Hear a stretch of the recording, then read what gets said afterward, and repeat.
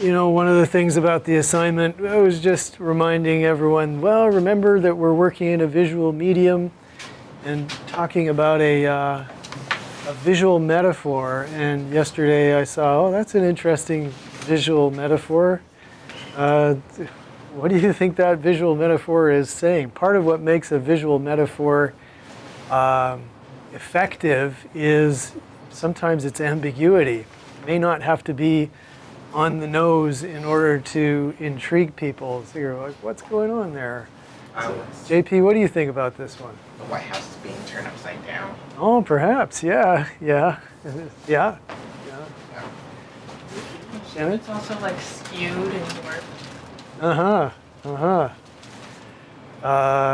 Yeah, others? Out of whack, out of order. Out of whack, right. I guess it's a reflection in a pond, right? Or something like that, or it's a reflection in water? Is that what it's, is that why? I mean, it seems to me like this is more like perhaps the water, I'm not sure. But it made me think of a screw when I saw it. Perhaps. So that's part of the interest of a visual metaphor. It's like, well, what could it mean to people? I guess when I see it, I think of the word screwed. Other people see it, you know, world's upside down, out of whack.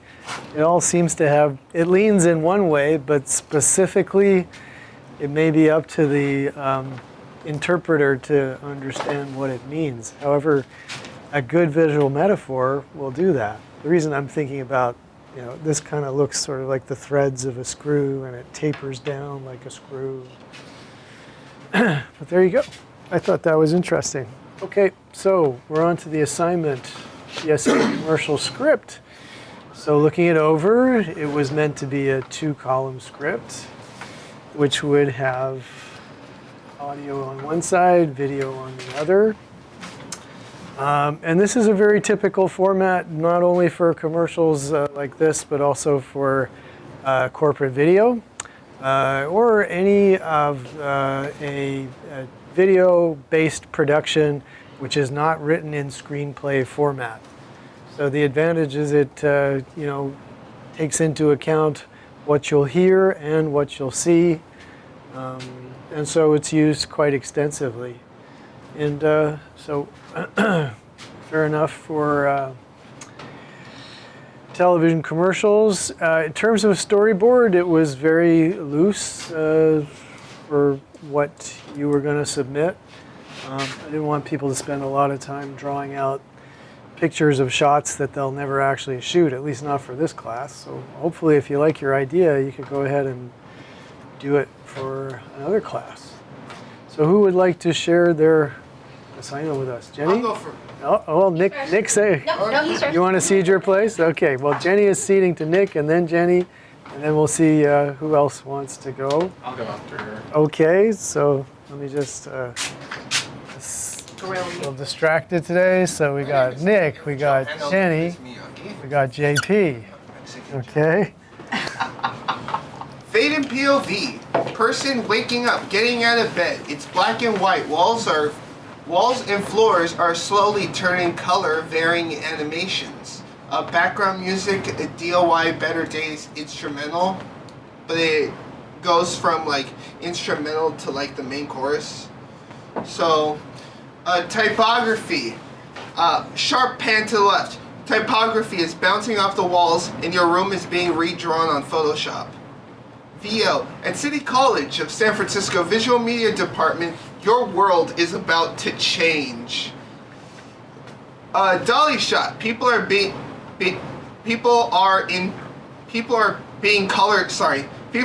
color changed and altered, and the sky is changing colors. Tracking shot. The bus is flying with keyframes on Adobe Animate. Bring out the artist in you. Make the black and white your playground with graphic design, typography, animation, photography, drawing, and way more. Walking into the visual arts building and the room is all colorful and decorated and everyone is oversaturated. Be yourself here at CCSF. Pull away and fade out. Start your trail at City today and create your world. And on the VO. Free enrollment is always available. Start your trail at City today and create your world. City College of San Francisco, the world is yours. All right. Trail is important in this. What's your idea of trail? You're meaning like a path that people are... Because a lot of these people are going in the path of everything is just black and white. So creating your trail of color, creating your style. Okay. As the guy was saying it, guy or girl or it was saying it, that everything was like looking different. The sky was changing colors. The buildings were either being taken apart or being erased, or they were different. Everything was different as they saw it through a design and visual sight.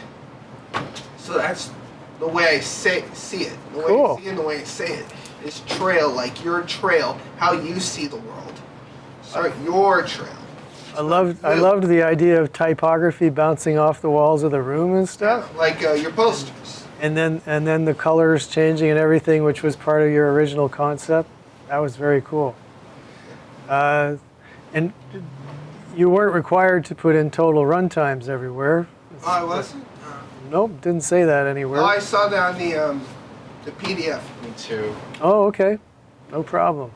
I didn't Yeah, I thought maybe these descriptions, a couple of them might have been a little bit more, just fill us in a little bit more, like maybe we're outside of this person's room now that it's being withdrawn and we're, on campus or something, but, that's just to clarify a little bit, like where we're going, what we're seeing. But I really like your, talk about visual metaphors, redrawing your world and stuff. And obviously this would be, we talked about different strategies for realizing a creative concept, and one of them was CG. And this would be a way better example of using CG than, for instance, the video I showed in class, because I think it's really speaking directly to changing your world as redesigning your life kind of as a metaphor. Yes. So I really like it. I think this side might have been a little bit more clear and directive to know where we are, but I liked it a lot. And trail, I'm not sure if everyone would understand trail in the same way that we would understand path or pathway, but maybe I'm wrong that way, because like I said, it's always up to the individual interpreter. Look, now reading it back, I think redesign your path would be a better way. Oh, that sounds interesting. Yeah. Other comments for Nick? What is a dolly shot again? That's where, Nick, do you want to explain it? It's going, I think a dolly shot is going in front of you or behind. I remember it, but it's a little That's foggy. correct. That's correct. Yeah, the camera, so the camera is moving. A dolly is like a cart. You put the camera on it, and then it moves with the subject. Oh. So it can give you a, quite a lively feeling. Like, so if you're walking, it'll follow you.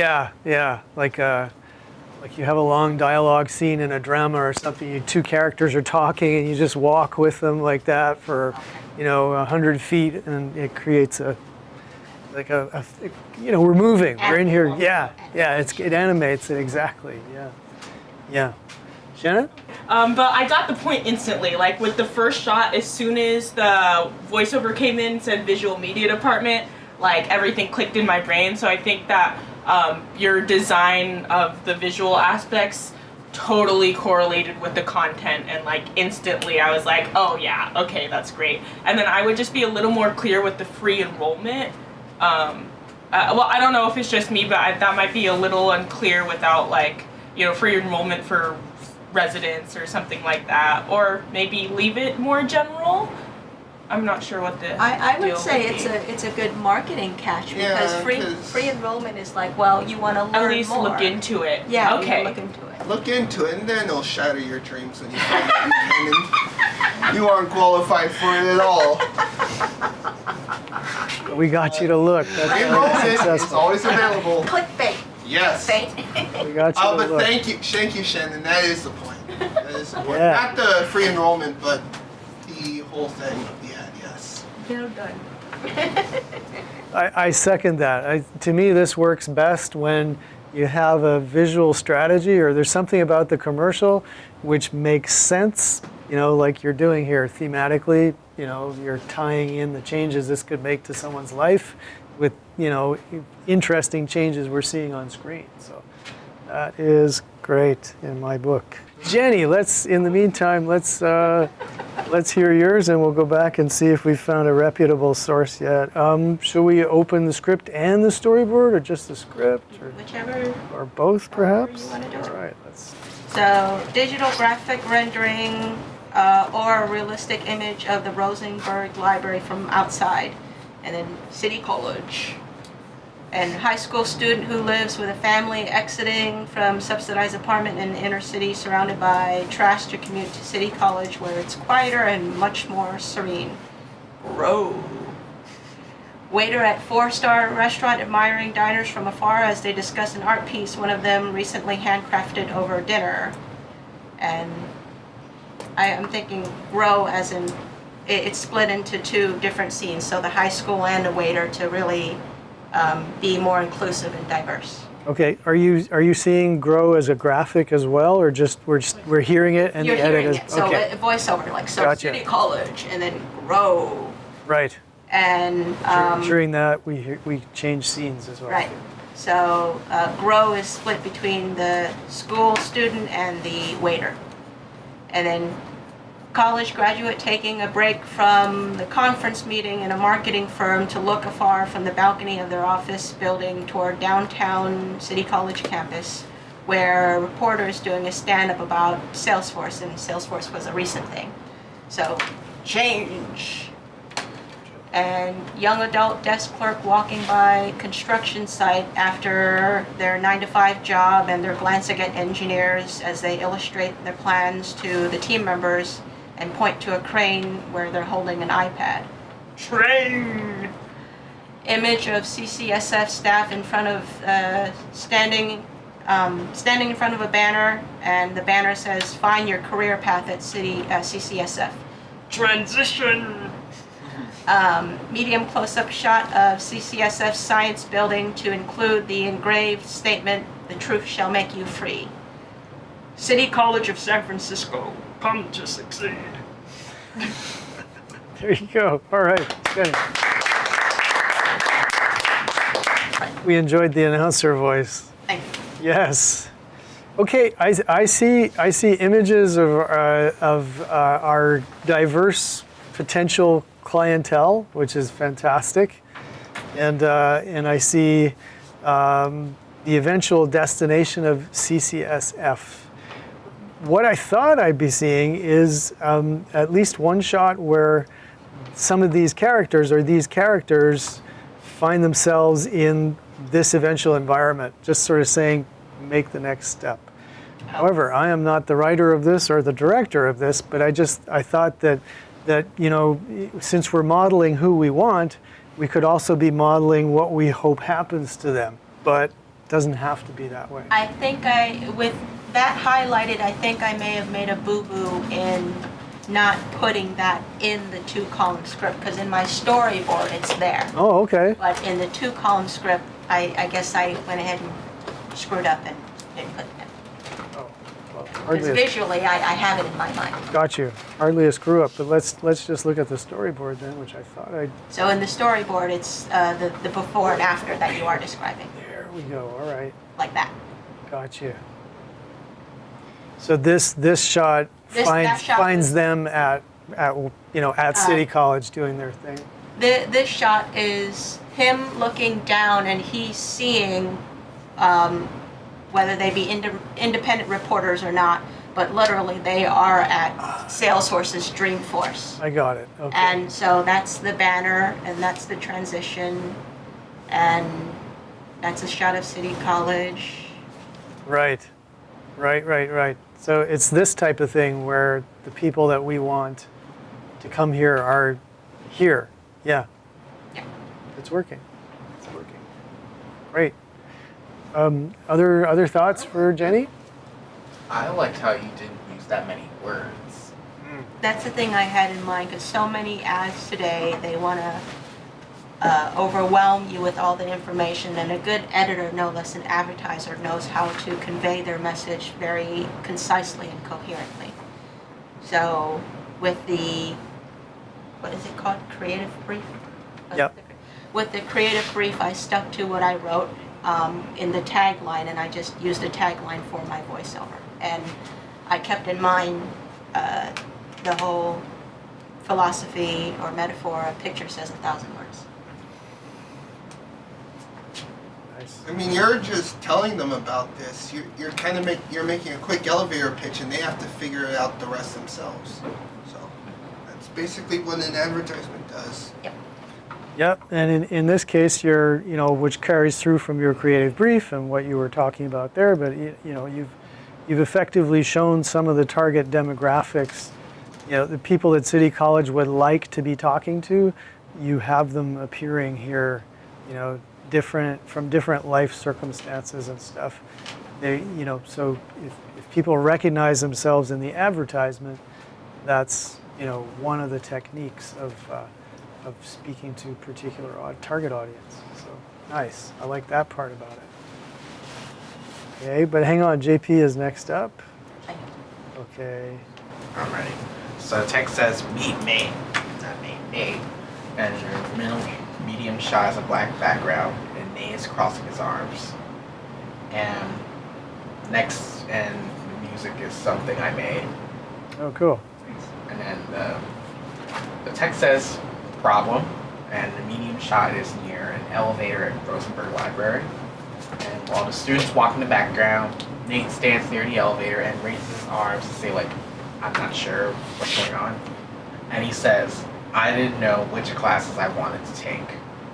And then the next scene, the text, we fade into the next scene where text says student educational plan or ed plan. And medium shot is in a counselor, Miss Clark's office. And Miss Clark is gathering papers. And Nate's voiceover is, so I talked to my counselor, Miss Clark. Miss Clark is saying, well, why don't we create an ed plan? And Nate's saying, sure. So what are you thinking about majoring in? Then we have a medium close-up of Nate, where Nate puts his hand in his mouth, makes hand gestures, and he says, well, I'm not sure yet, but I want to be a music producer. Oh, and I want to transfer to a 4-year college. Then we go back to Miss Clark. How about you study for a film, TV, and media degree? That easily helps you transfer to San Francisco State. Also, why not try for certificates in broadcasting and sound recording arts? They'll help you get a job in the music industry a little more smoothly. And then back to both of them, Miss Clark opens the catalog, and Nate says, for reals? Okay, let's go. So our next scene, the text has a solution. Then we have a time lapse where Nate points to classes in the catalog that he wants to pick, and Miss Clark enters them, and she prints a few papers related to certificates and degree. And Nate's saying, Miss Clark and I picked out classes that would fit my educational goals. This is the end of it? No. Nope. There's More. more page. Hang on. Page down, page down. Oh, maybe it's like a sideways thing. I still have to. Yeah. There we go. And then we cut to Miss Clark grabbing his ed plan from the printer and handing it to Nate. And she says, here's your ed plan. And don't forget, if at any point you want to change your plan, and then cuts to Nate and she says, you're more than welcome to do so. And then he says, thanks, Miss Clark. And then the text says the results. And the two of them shake hands and he holds his paper. And then his voiceover says, this ed plan helped me a bunch.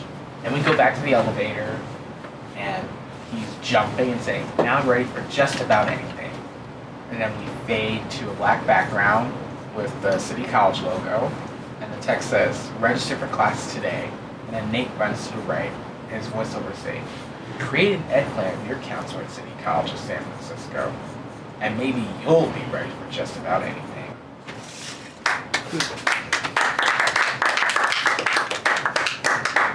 Hey, JP, quick question. Yeah. Where can we listen to JP Genius? Yeah. SoundCloud? I'd love to hear some of that. Nice. So it seemed like it'll play longer than 60 seconds.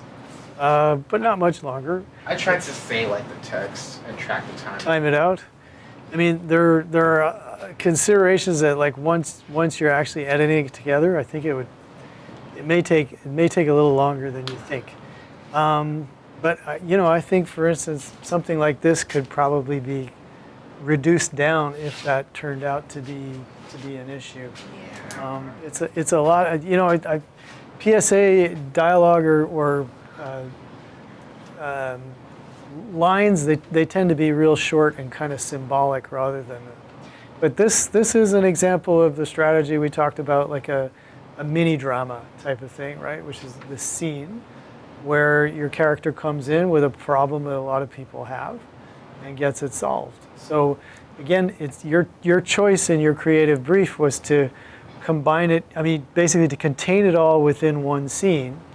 Yeah. And I think we talked about other options to, like go outside of the scene to like illustrate, character having problems or something like that. But you chose to keep it in the scene, and it's as usual, impeccably written, it's very clear and stuff. So I see the quality of it. I see it's a nice dialogue between these two people with a good outcome. Folks, you see other things you want to talk about? Shannon? I think that it definitely gets, like you said, the point across super clearly, no questions asked.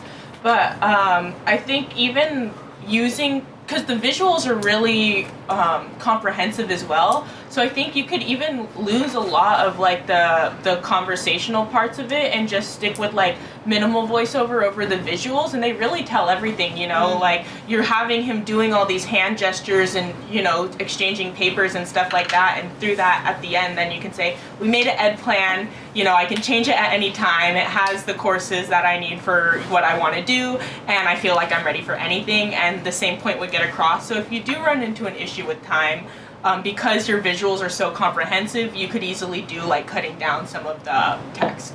Sure. That's great. Yeah, it sounds very reasonable. Yeah. Other comments for JP? I'm sure you got more. Come on. Let's look at chat. It's a pretty good. Let's look at chat. Good idea. Nick, what were you going to say? You always have It's a something. pretty good story. I like it. Cool. Good, cohesive little story. Yeah, I like the story element. It really resonates. You connect to Nate. Okay, well, Right from the beginning, when you establish that problem, I think you instantly will connect with a lot of people who are like, oh wait, yeah, I have I feel that same way. And so having that like smack in the beginning really like draws people in. yeah, true. Stating the problem up front in the way that you have, again, like very clearly, definitely can let people know what the story is about. Okay, well, if there's no other comments, thank you, JP, and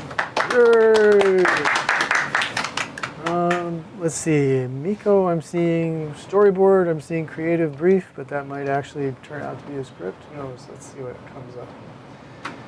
So that is a script. Okay, so Miko, just before we get into, and Jenny has volunteered to read it, which we'll gladly accept, but just to say that this is a script, not a creative brief. The creative brief is a type of document which spells out who your audience is, what your objectives are, how you intend to achieve your objectives, how you're going to measure your objective once you've done this. So that would be like just a sort of a page of writing.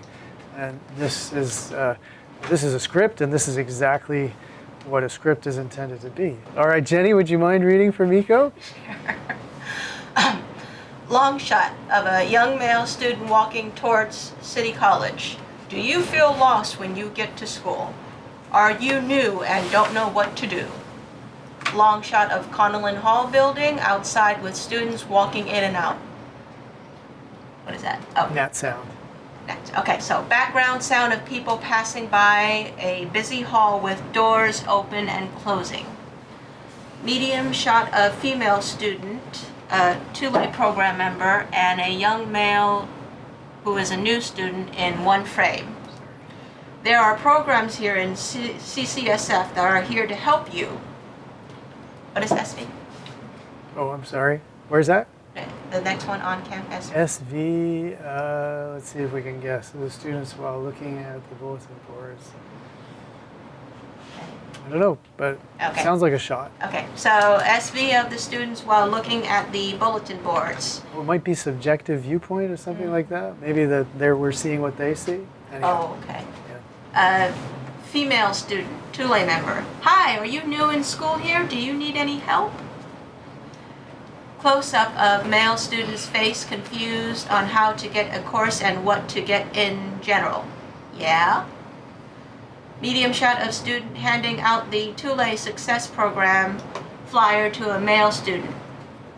Background, background sound of people talking and the busy hall. Ambient sound of a piano doing a progression. Oh, okay. On camera.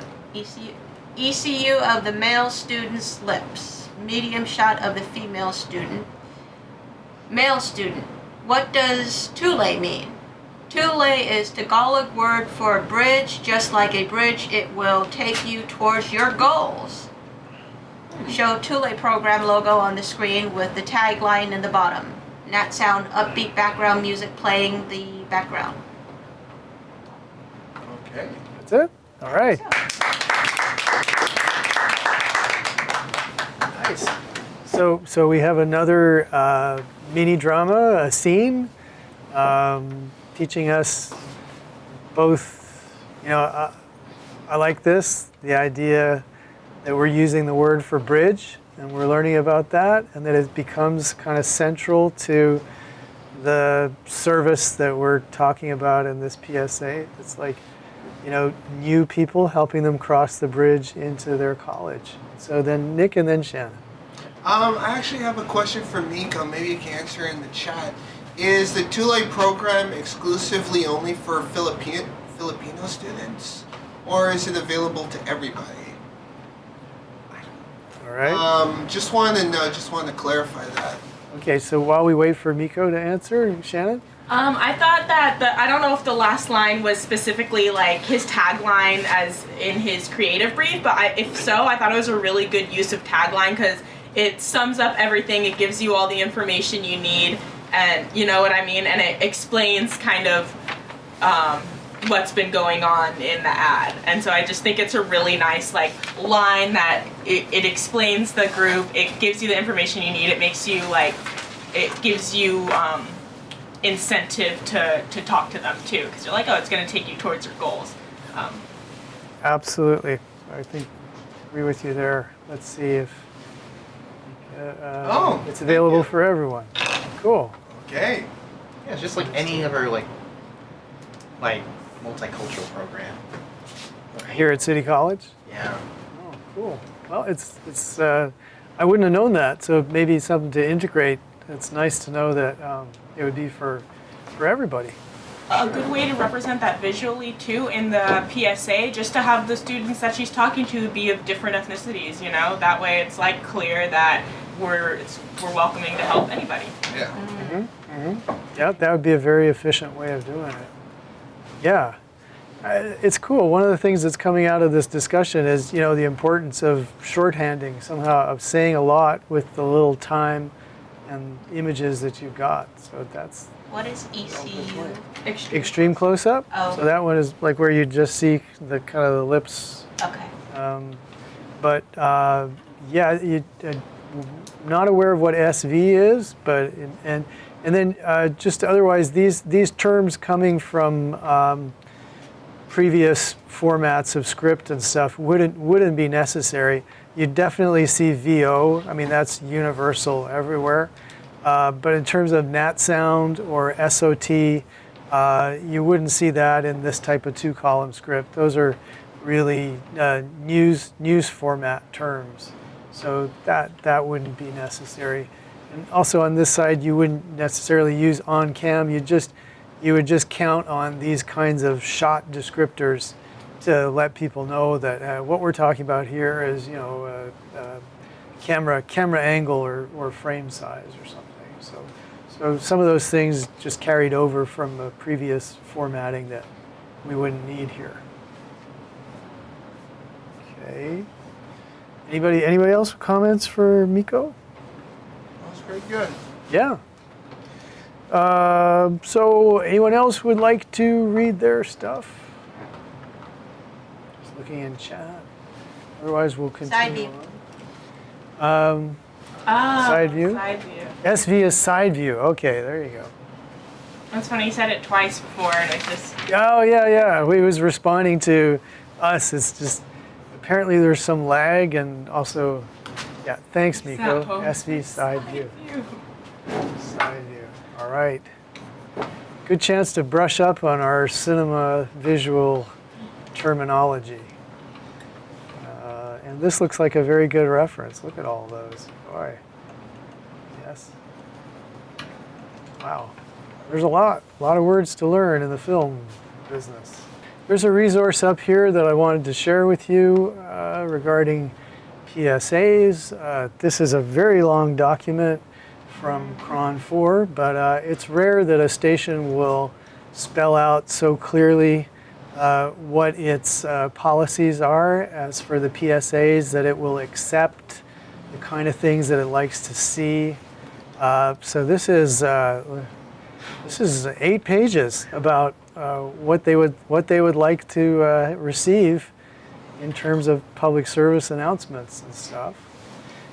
So down here there is a little bit of a summary here, so that's nice.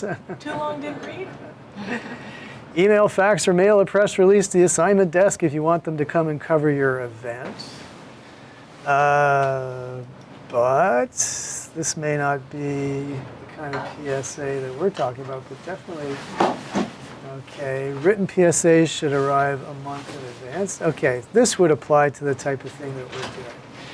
Taped PSAs should arrive 6 to 8 weeks in advance. If they arrive any later, no matter how wonderful you are, blah, blah, we may not be able to help you. Why? Because we get zillions of them. We view them in clusters every 6 weeks or so. Yours may wait a good 6 weeks before being seen. Try to plan ahead. Those taped PSAs really do take a lot of time, money, and energy for small nonprofits. You might consider producing a generic tape rather than one for a specific event. Then it can't come in late because they can always use it. Consider making one tape with a combination of 10, 15, 20, 30, and 60 messages on it.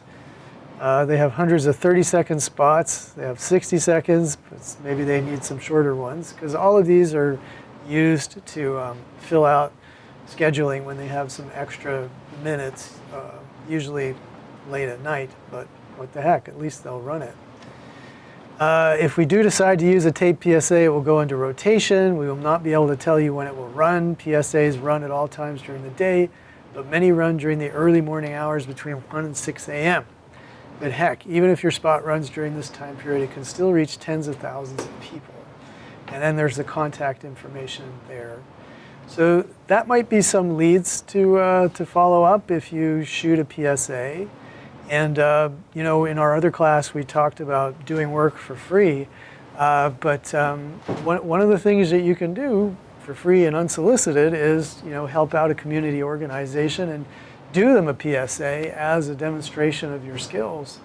And YouTube is full of PSAs, and among the most creative are the ones that are done on spec as demonstrations of how well people can do this, rather than those that are actually commissioned and done. So you'll see some examples of that. Just bear in mind, remember, apart from what Cron told us about, you know, the time that it takes, how competitive it is, but also you want to avoid content that will create controversy, because then they'll just put it in the garbage can because they've got thousands of others that are just agreeable. So why should they put one on which may have people phoning them up and giving them trouble? So that's something to bear in mind. Visual style and polish count.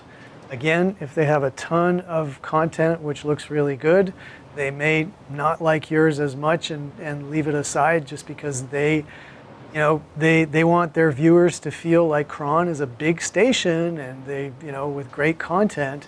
And if your PSA looks cheap and amateurish, they're not going to put it on because it'll make their station look bad. So Yeah, those are just basic guidelines. Stay away from controversy.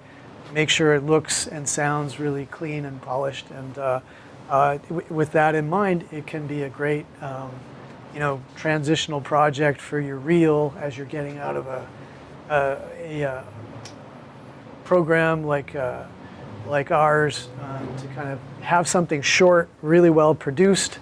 Remember, the client that you do it for is a bit of a brand. That's something to think about, like who are you going to do this for, given that you're going to do it for free. So you want to pick somebody or an organization beyond reproach. And then the other thing is, don't hesitate to try to contact people who are brands themselves, people who are, important in their community or in the San Francisco or broader area. If you can get a spokesperson who's well known, and often they'll, because your cause is good, and because you're asking for an hour of their time or something, they may come and do it. So don't hesitate to try that if you do this type of thing. This from having assisted in the production of a few of these way back when, and being surprised at the kind of talent that would come out, especially local media personalities who are good at this. So give it a shot. You never know who will say yes. Cool. So that is posted up on our website in the modules. There it is, Cron 4 Media Access Guide. So check that out if that's of interest to you. All right. Moving on to topic of the next this week and next week anyway, and your assignment carries through all the way to our very last meeting on December 21st, which is when this is due, right? So remember, this assignment is to write basically 3 pages of screenplay in the correct format. And today I'm going to talk to you about the format. It kind of looks like this, I put this at the end of the assignment just because I want people to understand this is the type of formatting that we're talking about. So of course, the screenplay format is used exclusively in fiction, drama, or comedy. It's not used in documentary, it's not used for news, and it has a very specific style, which is reproduced. If you're a professional screenwriter, one of the ways you demonstrate your professionalism is that your stuff is in style. And I gave you a couple of links. Yeah, we looked at Occam's razor last class, and maybe it hasn't appeared in streaming yet. But we did a little bit of a story structure breakdown of that. So this is a site which contains PDFs of actual scripts. So you will find here correct format. You will find Googling, probably you won't find correct format. In last class, we looked at Occam's razor, house script.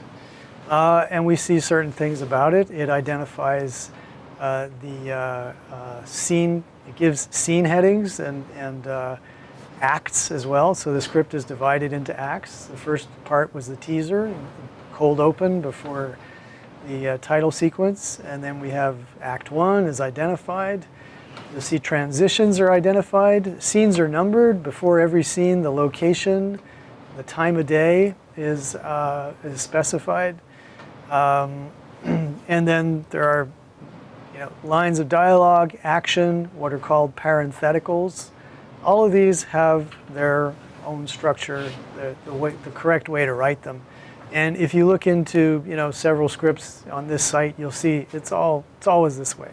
So the reason for this is because this is not just a creative document or a sales document. This is a coordinating production document. So they're written in this specific format because these scripts are copied and distributed to all the production heads, whether it be cinematography, the camera people and the lights, the actors themselves, the directors and line producers who set up the locations, book the crews, and the costume department, the people who are required for finding locations or readying the sets if it's shot in studio.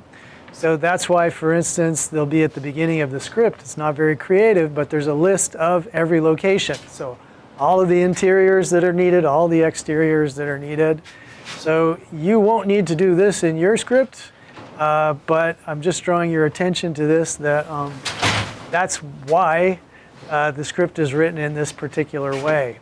And that's why they stabilized on this particular format, because as each department goes through this and they say, okay, we're going to have early morning in the graduate student department, Brandon and Mindy are waking up, we're going to need to have light coming through the windows, so the set decorators need to know they need semi-transparent drapes, the lighting people need to know they need a huge light outside to simulate daylight streaming in through the windows.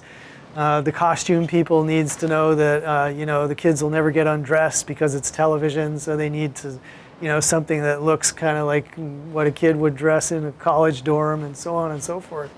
So the scripts are written this way so that they can be picked apart and coordinated. Everyone can coordinate their efforts, right? And then you notice here there's a date and a color, because as they move closer to production, updates or rewrites come in, and since everyone's been working off of this script, each department will get the new set of revisions, and just the pages that are revised will come in a different color, and they open up the script and put in the new pages in a different color and go that way. So everyone winds up, on the same page, if you want. So you incorporate the color into the script so they know what color to print it on. Yeah, there'll be blue revisions, then there'll be red revisions, then there'll be yellow revisions or whatever. They have different codes, basically, but the point is each set of new pages will have a different color, so that if you're standing there and it's like people are flipping through their script talking about something, it's like, whoa, hey, hang on, colors don't match or something, you know that you're not keeping up. But that doesn't happen because people are very professional in this. So these types of details are, this for instance won't be necessary in your script, but respecting this format will. And I bring your attention to all these little things just to say that this is why this format is basically done and redone all the time. Gotcha? So how to write this format? Well, the crash course in screenwriting, which is our textbook for the next couple of weeks, and we'll be using it next week to talk about certain elements of characterization, which are interesting. In terms of the layout of the script, there is in fact a section on layout of the script, which if I felt like going through tabs, I could find the actual page number, but here it is. We're on page 68, page 69, and page 70. We're still on outlines. After they deal with outlines and how to write them, they get into screenplay layout on page 72. So there you go. It lists margins because back in the day, all of this was done on a typewriter, right? So they would, a screenwriter would have their typewriter set up with tabs at exactly these distances, so the margin size. Now, I'm going to give you a link to free software which will do all of this for you. So you have this in case you wanted to type it out, that I don't think you do. You could also take your word processor and enter tabs in like this if you wished. I believe there are also templates for Word and maybe even for Google Docs which have these already inserted in them. There's the free software that I will direct you to. There's also software that you can pay for. In the cinema department, they'll surely have some options, and on my website there's some options for screenplay writing software which will assist you in this layout. So you get it in many different forms, but here is the most basic. And I did have a student a couple of semesters ago who actually wanted to do this in Word because she was a professional word typist, and she liked the challenge. So here's someone to tell you about it in a video. This is how to format your screenplay, the 5 basic things that go into every screenplay. Indie Mogul. Hey guys, Russell here. This week is all about the basics of screenplay formatting. Next week I'll be covering more advanced formatting tips, but to know what I should cover, send me your questions at friday101mail@gmail.com, subject line, screenplay format question. If something isn't covered in this video, ask me about it. What do I do in this situation or that situation? One thing I know I'll be covering is what to do if 2 characters are talking at the same time, so that's a good example, but now it's taken, so don't ask that. Now, let's get to it.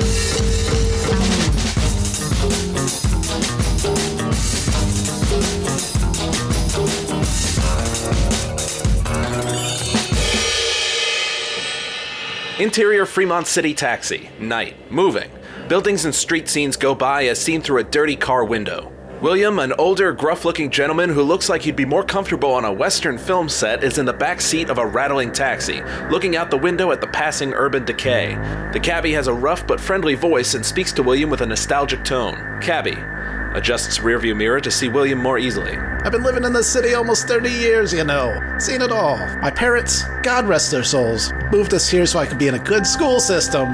The school system! Can you believe it? To look at this place? That was a quick excerpt from my short film script I'm currently working on getting made. In that short excerpt are the 5 basic elements of proper screenplay formatting. The slug line, or scene heading, the action, or description, the character name, the dialogue, and parentheticals, which is a lot of fun to say. The finer points of screenwriting will add more small elements to this mix, but for you beginners, especially those who have never written a properly formatted screenplay before, let's focus on these simple basics. There are many screenplay programs out there that help make formatting easier. That way you don't have to memorize so many different margins and then have to go through and set those manually. Final Draft was always my favorite program, and I used to use Movie Magic Screenwriter as well. But there's a free solution available to everyone now, and for the purposes of using something everyone can use, I'll be working in Celtex, which you can use yourself at celtex.com. First, the slug line. At the start of each scene, you want to establish a few things. It starts out simple. Is your scene inside or outside, or in this case, interior or exterior? Easy, right? After that, add your location and a description of when the scene takes place. Usually just day or night will suffice, but you can get more specific if you want. Morning, afternoon, evening, dawn, dusk. If the flow of time between 2 scenes is uninterrupted, even if cutting to a completely different location, you can write continuous. Same location but need to show the passage of time to later in the day, use later. As far as the word moving at the end of the taxi slug line I used earlier, that's generally only used in a moving vehicle. You can also use traveling in that case. And remember that your slug line is all caps all the time. Now for the action, where you write out the description of what is happening on screen, who people are, etc. This is the most straightforward part of the screenplay writing-wise, but there are a few little things to know. First, always write in the present tense. This line later in my script, William takes out a cigar and nods to the cabbie, would never be William will take out the cigar or William took out a cigar. Those just sound silly anyway. The first time a character comes up in the action, generally as they are introduced in the script, their name is capitalized. William, an older, gruff-looking gentleman who looks like he'd be more comfortable on a Western film set, is in the backseat of a rattling taxi. Try to sum things up to describe your character in the action as best you can. You don't want to give their entire life history, just enough to give the reader a feel for who they are. Notice rattling is capitalized also. This can be done to call attention to certain sounds and sound effects. And while there isn't really a definitive rule on when to do this, I think it's best used when it helps set a scene, like the rattling taxi, getting across that the cab is a piece of junk to help set the feel of the scene. Or when it's important to what is happening on screen, which is why sound effects like gunshots and explosions are usually capitalized as well. And one last note about actions and descriptions, always have something between the slug line and the dialogue. Even just one quick line will do. Now we're at the character name. That's easy. All caps, centered, done. If a character is speaking from off screen, but is still physically a part of the scene, you would add OS in parentheses. If a character is not physically part of the scene, but is doing a voiceover, you would add VO. Celtex and many other programs make the character name thing easier for you by letting you autofill the name after typing the first letter once you've already put it in. That's a big reason why movies generally don't have characters with the same name and usually have characters whose names start with different letters entirely. Just makes everything easier. For the dialogue, the text gets centered on the page while still keeping a normal left side alignment. Dialogue is also pretty straightforward. Feel free to write it in your character's voice if they've got a specific way of talking, like the cabbie character here, but that's up to you. You can add detail to what actions a character is doing while speaking through the use of parentheticals. Set in parentheses and with a left side margin a bit further in to help differentiate it visually from the dialogue, these are used to help block out a scene. They don't have to be complete sentences, just basic descriptions of what is happening. Truth be told, I could probably have moved this note about the mirror to the description, but I wanted to give a good example and found that as I was reading it, I liked the idea of the character doing this while speaking his lines. So in this short bit, you've got all 5 of the basic elements. Properly formatting your screenplays is very important, and the more you do it, the more it'll become second nature. At my old job, while on my lunch break, I would actually write scripts down in notebooks and still follow the right format. Just makes for a much easier to understand read, even when done on pen and paper. Now that's all for the basics of screenplay formatting. Now next week we'll be going over the many small variations that come along with writing a script, and when that happens, the button on screen right now, covering up my screenplay in the background, will take you there. So if you're watching this in the future, click that button to continue learning about proper formatting. Remember to send all your questions about script formatting to Friday101mail@gmail.com, subject line screenplay format question. Also, check out the other window to bring up the how-to playlist over on Celtex's channel, and go get yourself registered at Celtex.com if you want to get started writing. On a completely unrelated note, I recently recorded an appearance on the Ron Pertee Show, a great podcast that I was honored to be a part of, and that episode goes up on Tuesday, April 6th. Okay, so first of all, we will be using Celtex. We'll check it out next week, but you can go ahead and go play with it if you like beforehand. We don't want to stop that. Let's see, just a couple of things to he didn't mention these are always done in Courier as a 12-point as a font. Not only just as a kind of a tradition, but also a 12-point font. Courier, each page of a screenplay typically times out at about a minute. So, you know, a feature film of 90 minutes would have a 90-page screenplay, and so everyone uses the same format. Again, if you look through Simply Scripts, you'll always see 12-point Courier. Everything is 12-point Courier. The other thing he says that dialogue is centered on the page, but still has a left margin. It's not actually true because these things were done with tabs, you know, and so it's like 1.5 inches until you get to a character name and 3.5 inches or whatever. It's always left justified just at a certain margin in. So Celtix will do this for you, no problem. As soon as you flip it over to dialogue and it will do your dialogue just right. But for those of you who prefer to use your own favorite word processor, don't center justify it and put it up the middle. You have to actually do a tab to the correct, let's say 3.5 inch indent, and then do everything with that tab basically. So he's not being clear enough there. So that's about it. Questions about what he said in terms of where things should go? You can always listen to him again if you like, and the crash course here will explain more to you about all of this. And it breaks it down specifically with instructions about writing action, writing dialogue, and that I think is the most important stuff. There's a bit of advice about not spelling out every single thing that everyone's going to say. So some basics about that. But anyway, just, his point about always writing in the present tense, and also, just not getting so deeply involved in camera movement and stuff like that because no one will listen to you anyway. So it's actually regarded as poor form to try to direct the thing on the page. Rather, what you want is to have the characters and what they do and the situations kind of be clear but also memorable. So again, I highly recommend going to Simply Scripts or Lee Thompson, whatever. Find your favorite show if it's up there, and just check out and see how it's written, and you will see a wide variety.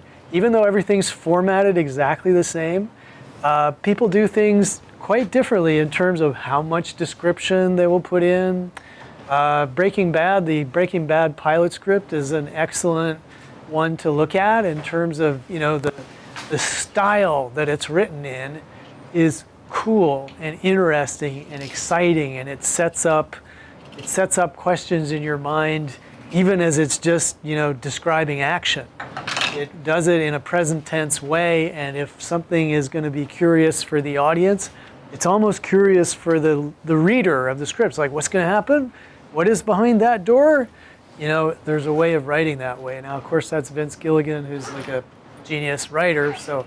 But check out your favorite show and then compare maybe with another one and see, just the wide variety of voices that come through, even though the screenplay is a very formal, formatted document. So think about it, and next week we're going to talk about character. We'll look into the assignments some more. You have options as to what your 3 pages are going to contain. So we'll talk about that next week, and that's it.